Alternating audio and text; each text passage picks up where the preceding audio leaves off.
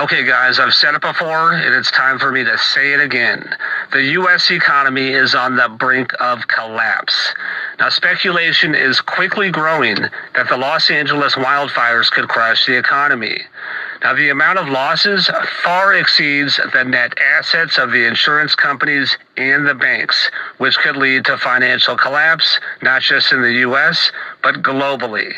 Now, insurance companies are now facing over $60 billion in losses. You heard that right, $60 billion in losses, and that's only 10 days into 2025. This number exceeds losses for years from 2011 through 2020, and we're not even 2 weeks into 2025. Now, the insurance companies are going to be forced to realize hundreds of billions of dollars in currently unrealized losses, and that's to pay out on these claims. This is going to create huge potential for a global financial crisis domino effect. Now, more than 10,000 buildings and homes have been lost in California, and at least 10 people have died. Now, silver and gold will continue to reach new highs in the coming months as inflation continues to roar. Now, Bank of America and several other analyst firms, they are now anticipating zero rate cuts in 2025 as inflation continues to rise. Now, insurance companies, they are not going to be able to pay these claims. The only way out is that the government is going to have to bail them out. They'll borrow the money from the Fed, and the American taxpayer, just as usual, will be on the hook for paying the insurance company's settlements. We've all seen this happen before.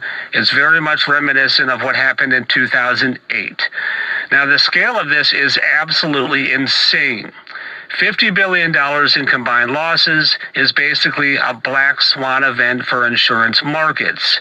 Reinsurers are going to be scrambling to reprice everything nationwide. So you can expect your premiums to skyrocket, especially if you live in a high-risk area.